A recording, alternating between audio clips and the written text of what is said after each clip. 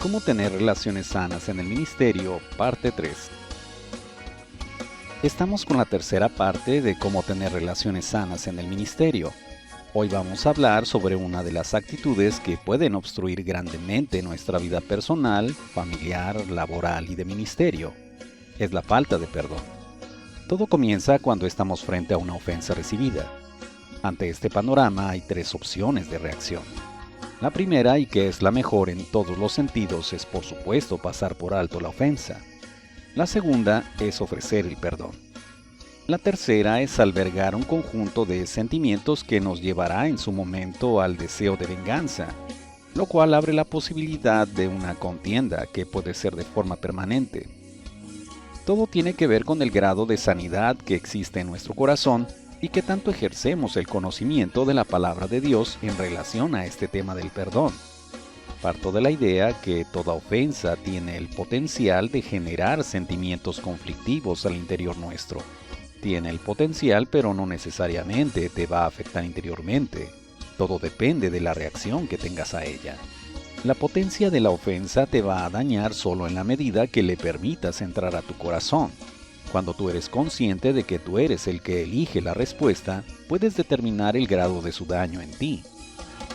En Proverbios capítulo 19, verso 11 dice: La cordura del hombre detiene su furor, y su honra es pasar por alto la ofensa. La cordura consiste en tener la capacidad de analizar, reflexionar y actuar con buen juicio, prudencia, sensatez y responsabilidad. Para aquellos que hemos nacido de nuevo, tenemos de nuestro lado el Espíritu Santo que nos ayudará a desarrollar esta capacidad de carácter espiritual también. No solo una habilidad humana, sino una capacidad espiritual desarrollada por el Espíritu. Ante una ofensa, la Biblia nos ofrece una respuesta eficaz, pero tenemos que ir desarrollando esta cualidad aún antes de la ofensa, cuando todo está bien, porque tarde o temprano vamos a ser ofendidos por alguien. Sin embargo, también el desarrollo de la cordura nos va a ayudar a pasar por alto la ofensa, alcanzar el perdón si es que lo necesitamos otorgar o recibirlo también. La cordura se desarrolla por el análisis y la reflexión en todos los aspectos que rodean una situación de vida conflictiva. Cada persona es un ser individual que ha sido condicionado en su manera de actuar, según las experiencias vividas y cómo las ha resuelto. Su respuesta es el producto de cómo ha digerido las experiencias difíciles o buenas de la vida. Cuando recibimos una ofensa, esta capacidad de analizar y reflexionar nos va a ayudar a tomar en cuenta todas las posibilidades que puedan estar afectando la vida de esa persona y que está influyendo en su respuesta inadecuada. Quizás tuvo un día difícil, está presionado o presionada por algún problema que tú desconoces, o su situación en casa no le es nada favorable y vive en un entorno lleno de problemas, entre otras cosas. Y aunque tú no eres responsable de ellas ni de su ofensa, al menos es lo que debe ser, el considerar las posibles causas te ayudará a tener una idea aproximada de lo que ha estado sintiendo y cómo esto le ha condicionado en su actuar. No es que justifique su ofensa o pecado, lo cual en su momento tendrá que resolver. Pero a ti personalmente te va a permitir testificar del fruto de la sanidad interior que existe en tu corazón lleno de paz y perdón. Analizar y reflexionar adecuadamente nos ayuda a ejercitar el buen juicio basado en la palabra de Dios. Esta es la gran diferencia entre la psicología y el cristianismo. La psicología, ante la ofensa, buscará con todas sus corrientes de pensamiento que reflexiones en la necesidad de tu propio bienestar y que solo decidas lo que quieres hacer en el ejercicio de la justicia depositada en tus manos. El pensamiento de Dios buscará siempre que analices y reflexiones primero en las posibles causas que afectan la vida de un ofensor y otorgar vida a través del pasar la ofensa u ofrecer el perdón ejerciendo prudencia, sensatez y responsabilidad. El juicio siempre lo dejas exclusivamente en las manos de Dios. Ejercer la prudencia es pensar en el bien común, no solo el mío, sino el de mi ofensor, poniéndonos en sus zapatos, ya que todos en algún momento hemos ofendido a los demás. No divulgar ni hablar mal de las personas ayudará mucho. También ser prudente tiene que ver conmigo mismo, ya que necesitaré evaluar si es conveniente mi cercanía a una persona que constantemente pueda estar ofendiéndome. Ejercer sensatez y responsabilidad tiene que ver con medir la adecuada distancia con algunas personas a las que les es difícil manejar sus propios sentimientos. pero necesito analizar y reflexionar en la realidad de mi corazón, si mi distancia es por prudencia real o por un mecanismo de defensa producido por una herida abierta. Lo que tú sientes ante una persona al estar frente a ella es el termómetro para determinarlo. Si sientes paz, es prudencia a tu distancia. Si sientes temor o cualquier otro sentimiento en contra, es un mecanismo de defensa, lo cual es explicable también, pero necesita ser sanado en Cristo. Proverbios en el capítulo 17, verso 9, en la versión Dios habla hoy, dice: Quien pasa por alto la ofensa, crea lazos de amor. Quien insiste en ella, aleja al amigo. Hay veces que tendrás que poner una distancia prudente de un amigo que amas por la susceptibilidad de sus mismas emociones. Como hemos hablado en anteriores clases, todo comienza tomando responsabilidad por nosotros mismos. Tu propio bienestar en Cristo viene como fruto de resolver la ofensa por medio de estas dos formas: pasar por alto la ofensa o ejerciendo el perdón cuando tu corazón ha sido herido. Es mejor pasar por alto la ofensa porque ahí no permitimos que ningún sentimiento contrario nos afecte y podemos mirar los acontecimientos desde la perspectiva amorosa de Jesús. Sin embargo, nuestra naturaleza humana tiende a sentirse ofendida ante el agravio, y cuando éste ha entrado a nuestro corazón tenemos el remedio del perdón, que tiene que ver con reenfocarnos en la manera como ve Jesús los acontecimientos. Sobre todo cuando han habido constantes eventos ofensivos en nuestra contra y no puedes salir del entorno físico, el mantener un corazón sano es todo un reto, pero la Biblia y la historia de la Iglesia nos enseñan que es una realidad posible. Nuestra verdadera diferencia es que tenemos de nuestro lado la presencia del Espíritu Santo que nos ayuda a poder mantenernos firmes y no guardar la ofensa, o también ser sanados en el poder de su presencia. La intensidad de una ofensa trae su grado de impacto según la realidad que la condiciona o según cómo la interpretemos. Es decir, hay que diferenciar una ofensa real de una que lo es aparentemente. La ofensa real trae su impacto y a veces es fuerte, pero la que parece una ofensa y en la realidad no lo es, puede también producir un gran impacto, aunque su origen proviene de la manera como interpretamos una situación. A esto lo llamo una sutil e inteligente mentira del enemigo. Es lo que se conoce como un malentendido. La susceptibilidad de un corazón dañado puede interpretar una ofensa donde no lo hay. Y esto es un gran problema en las relaciones humanas. Hay personas que por cualquier mínimo detalle pueden sentirse ofendidas e interpretar los acontecimientos basados en sus sentimientos dañados.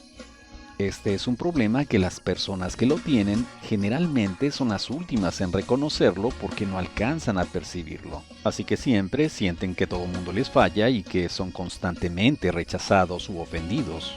Naturalmente, el perdonar será necesario para ellos, ya que están experimentando sentimientos dolorosos reales. Pero si no caen a la cuenta de que están interpretando mal la realidad y viven engañados, no van a poder disfrutar de una sanidad duradera. La razón por la que estas personas están así se debe a situaciones reales muy dolorosas del pasado que no han sanado, y cada nueva experiencia solo agrega más dolor a una herida abierta. Aparentemente todo está bien, pero ante la más mínima contradicción, la reacción sobresaltada demuestra lo contrario. Tenemos que aprender a diferenciar las ofensas reales de las ficticias, así dejaremos de gastar energía innecesaria. Los sentimientos que puede producir la ofensa se combinan entre sí como la ira, la tristeza, la desilusión, el desánimo o la venganza. Todo esto lo podemos ver reflejado en la historia de David en relación con Saúl y viceversa que hemos estado estudiando. Saúl fue un rey que no pudo superar la ofensa ficticia, lo cual lo llevó a sentirse ofendido por David, quien nunca tuvo en su corazón el deseo mínimo de ofensa para él, aunque tuvo razones suficientes para ello. Por lo contrario, David fue constantemente ofendido por Saúl y su corazón nunca se llenó de sentimientos contrarios y heridas emocionales que buscaran su venganza personal. Veamos y examinemos algunos versículos anteriormente vistos. 1 de Samuel capítulo 18 versos del 6 al 9. Aconteció que cuando volvían ellos, cuando David volvió de matar al filisteo, salieron las mujeres de todas las ciudades de Israel, cantando y danzando para recibir al rey Saúl, con panderos, con cánticos de alegría y con instrumentos de música. Y cantaban las mujeres que danzaban y decían: Saúl hirió a sus miles y David a sus 10,000. Y se enojó Saúl en gran manera y le desagradó este dicho y dijo: a David dieron 10,000 y a mí miles, no le falta más que el reino. Y desde aquel día Saúl no miró con buenos ojos a David. No sabemos con certeza la verdadera intención de las mujeres al componer semejante canción. Lo cierto es que fue un tanto imprudente cantarla. Saúl ya vivía en un estado de susceptibilidad emocional. Los ataques demoníacos sufridos anteriormente muestran un carácter debilitado por los sentimientos, lo cual es un terreno predilecto para el trabajo del enemigo. Se sintió menospreciado y avergonzado porque interpretó que lo estaban comparando con este canto. En su esfuerzo de querer conservar su aparente posición de rey a los ojos del pueblo, estaba sintiéndose minimizado por la persona de David. Un humilde pastor de ovejas es mejor que el mismo rey ante todo el pueblo. Para interpretar adecuadamente las cosas, Saúl tendría que haber indagado con las mujeres cuál era la verdadera intención de componer un canto así. Es donde la cordura habría hecho la diferencia. Es muy posible que él haya podido descubrir que las mujeres no lo hayan querido ofender, ya que por lo narrado en la historia las mujeres están expresando con toda sencillez y naturalidad. Podemos ver entonces que la nación en general había llegado a comprender que la victoria procede de Dios. Quien haya matado más o menos enemigos no es lo importante porque el vencedor es el mismo Dios de Israel. En realidad el canto habla de Saúl y David, y se puede interpretar como la historia de los dos caudillos israelitas que enfrentaron a los filisteos. El rey y un soldado bajo su mando sin pretender exaltar lo realizado de alguno sobre el otro. En el canto se le da el primer lugar a Saúl como el rey, y a David enseguida. Si hubieran querido resaltar de forma comparativa los acontecimientos, hubiesen puesto a David primero y evidenciar claramente su efectividad mayor en relación a Saúl. Todo este dolor y engaño se lo habría podido ahorrar simplemente con indagar directamente. Por otro lado, si David hubiera visto que la intención era minimizar a Saúl, de alguna forma habría intervenido para detener esa idea. La cordura le hubiera ayudado a Saúl a descubrir la verdad y a darle el lugar correspondiente en su corazón a David. Negar que Dios usó a David y que influyó directamente en la victoria es negar la obra del Altísimo a su manera. Necesitamos ejercer la cordura como miembros del ministerio de alabanza y adoración. Esto nos va a ayudar a interpretar sabiamente los conflictos que se presenten. Tenemos que aprender a mirar todo lo que rodea una situación para ver por el bien común y no cometer el error de tomar en cuenta solo algunos aspectos. Ante la ofensa entre los miembros del ministerio, necesitamos analizar las partes con cuidado y poner por delante los principios de la palabra de Dios. Si hemos sido ofendidos, considerar las posibles causas y hablar con claridad en la paz de Dios con el hermano primeramente. Esto nos va a ayudar a percibir mejor las cosas. Dejar las cosas para que se resuelvan solas no es lo mejor. A menos que Dios instruya el no hacer nada, debes hacer todo lo posible por aclarar el asunto ofensivo. Si la situación continúa, se necesita la presencia del líder en cuestión y testigos si se llegaran a necesitar. Pero todo asegurándonos de no tener nada en contra del hermano. No es buscar tu propio bien, sino también el del hermano. Si la ofensa viene del líder inmediato, procede de la misma forma, aclarando el asunto y analizando si también has tenido algo de responsabilidad en cuestión. Una situación no resuelta es el camino para propiciar un ambiente hostil y con más probabilidad para que se den las ofensas. Por otro lado, si tú eres el ofensor, necesitas estar más en profundidad con Dios y pedirle te muestre qué heridas de tu vida no han sanado. La adoración genuina y el ejercicio de la cordura te van a ayudar a sanar interiormente. Esta última te ayudará a descubrir y diferenciar una verdadera ofensa de la que no lo es. También a pasar por alto la ofensa o a perdonar a quienes te han ofendido de todo corazón si has sido herido. Leamos de nuevo el verso 8 de 1 de Samuel capítulo 18. Y se enojó Saúl en gran manera y le desagradó este dicho y dijo: a David dieron 10,000 y a mí miles, no le falta más que el reino. Cuando te sientes ofendido, culpas al otro de ejercer injusticia contra ti. Culpar te abre la puerta a ejercer el derecho fundamental de defenderte a como de lugar. A esta respuesta la llamamos venganza, que puede manifestarse de forma sutil o de manera totalmente franca. La falta de perdón nos lleva a vivir del pasado. a no olvidar y dejar de disfrutar el presente. Nos quita la alegría y nos impide disfrutar la presencia de Dios. Todo comienza con un sentimiento de dolor que, si no se sana, con el tiempo produce un resentimiento, que se define como un sentimiento persistente de disgusto. Este resentimiento ahí guardado, si no se atiende, puede producir con el tiempo un estado de rencor, que se define como un gran resentimiento acompañado de hostilidad. Es decir, en el rencor se manifiestan actitudes o actos que demuestran que estás en contra de la persona como un enemigo franco. Y finalmente, si no se resuelve ese rencor, viene el odio, que se define como un estado de rechazo en un alto grado de aversión o repugnancia violenta. Como cristianos no deberíamos de estar en los estados anteriormente mencionados.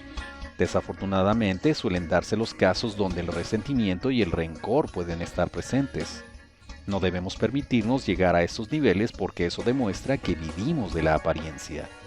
Hablar ya de odio es concluir que se ha llegado al último escalafón, donde se ha desechado deliberadamente desde hace mucho tiempo atrás el valor de la palabra de Dios y el deseo del Espíritu Santo de traernos a la sanidad.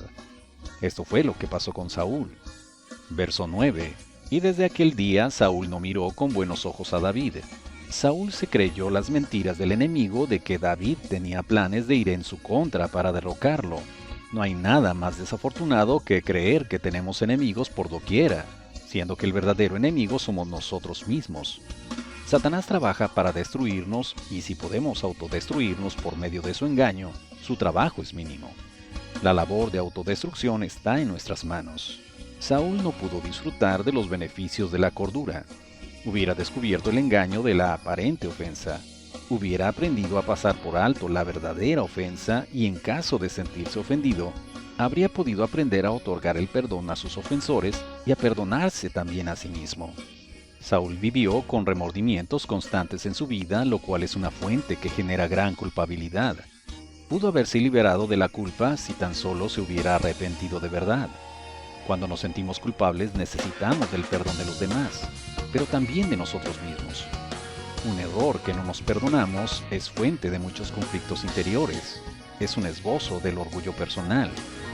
Pero la cordura nos ayuda a ver todos los detalles alrededor nuestro, que aunque fuimos responsables en nuestros errores, también hubo un marco que nos rodeó. Muchas veces no tomamos en cuenta que somos parte de un problema y no todo el problema.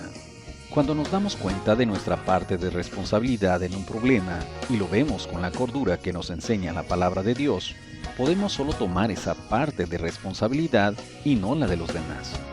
Nos damos cuenta que otros también han tenido su grado de responsabilidad en un problema del cual formamos parte. Esto es clave para sanar de la culpa. Si Dios ya te perdonó, los demás te han perdonado, y tú no lo has hecho, necesitas perdonarte. La cordura bíblica te va a ayudar. A partir del último versículo que leímos, lo que resta de la vida de Saúl en su historia tiene que ver con el enfrascamiento hostil de sus sentimientos no resueltos contra la realidad de la inocencia de David. David, por su parte, había aprendido a adorar a Dios desde niño. Esto lo llevó a descubrir la cordura que protegió su corazón del resentimiento a Saúl. Vemos en la historia a un David que siempre pasó por alto la ofensa de Saúl y eso le permitió tener un corazón sano en esa área de su vida, algo de lo cual todos necesitamos aprender. Jesús nos enseña esta verdadera cordura y concluyo con los siguientes versículos. Lucas capítulo 23, verso 34. Y Jesús decía: Padre, perdónalos porque no saben lo que hacen. Y repartieron entre sí sus vestidos echando suertes. Jesús es el ejemplo perfecto de cómo debe ser el pasar por alto la ofensa. Expresar en oración a su Padre que perdone a sus ofensores, es decir que de su parte Él no está ofendido, y no guarda ningún leve sentimiento contrario por tales acciones. Decir no saben lo que hacen es tener la cordura de ver cada una de las piezas del rompecabezas completo, es mirar desde el espíritu todo lo que influye en la manera de pensar de sus hermanos judíos que los condiciona a actuar de esa manera. Jesús sabe de la incapacidad espiritual de sus acusadores para discernir a quien están crucificando. Aunque nunca justifica el pecado, puede entender que el pecado en sí mismo tiene el poder de mantener en obscuridad la razón de las personas, y que éste los motiva a tal manera de actuar. Sabe también que tales actos están siendo motivados intensamente por la misma participación satánica del enemigo. Jesús sabía que todo esto tendría que acontecer para que se cumplieran las Escrituras. Bien puede considerar que muchos en el pueblo fueron engañados por falsos testigos y autoridades, siendo presionados mentalmente para pedir una crucifixión que no estaba en sus mentes realizar. Sabía todo lo que rodeó su proceso de aprehensión y condena, las situaciones que condicionaron a una petición colectiva de muerte en la cruz. Entendió la desilusión de los religiosos que se sintieron ofendidos por ser llamado el Mesías, todo en torno a la incapacidad espiritual que tienen los que no han nacido de nuevo. Ahí está la explicación de todo. Jesús, en medio de todo un cúmulo de ofensas y en medio de semejante prueba tan dolorosa y extrema, decidió no permitirse sentirse ofendido. Sabía que para eso había nacido, para traer salvación a la humanidad. Así que Él se está moviendo en la plena capacidad espiritual de la cordura, en el entendimiento de las cosas desde el Espíritu, lo cual siempre hará la diferencia. Concluyo con el siguiente versículo. Mateo capítulo 5 verso 9. Bienaventurados los pacificadores, porque ellos serán llamados hijos de Dios. Para tener relaciones sanas en el ministerio y en cualquier lugar donde nos desenvolvamos, es muy importante que aprendamos a superar la ofensa. Si necesitamos perdonar, Dios nos va a ayudar a hacerlo. Si aprendemos a superar la ofensa a través de pasarla por alto, podremos cada vez más asemejarnos a nuestro Padre Celestial. Así que esta semana te invito a que medites en todo este mensaje y que llevemos a la práctica todo lo que hemos aprendido en esta ocasión. Dios te bendiga y nos vemos la próxima semana.